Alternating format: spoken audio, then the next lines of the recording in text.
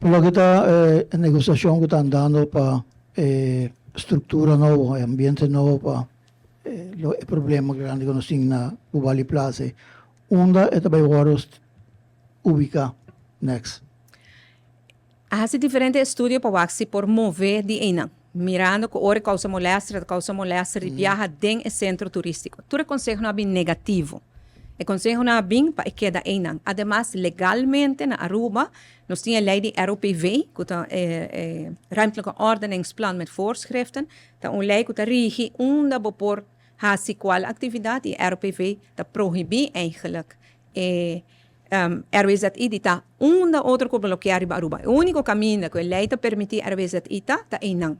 E lei de ROPV não pode cambiar facilmente. E tá vai cambiar assim na ano 2026.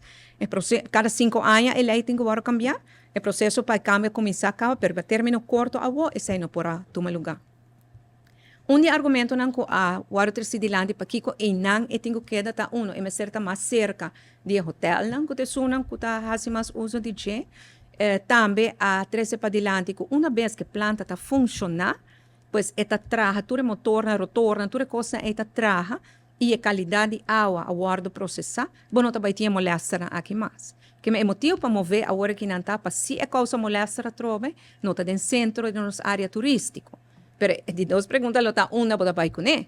Na uma bota vai coné, bueno, pode in parque, bueno, pode vai den natuurlandschap, bueno, pode vai den natuurgebied, que men tá den área na habitat lo pode vai coné, nos dá de muito outro espaço. Pues se te queda na inversão tá agora assim a você com o compromisso para eliminar a molestia que tem imediatamente e olhar com o poder de Deus, nos não de molestia de bons sames que tem.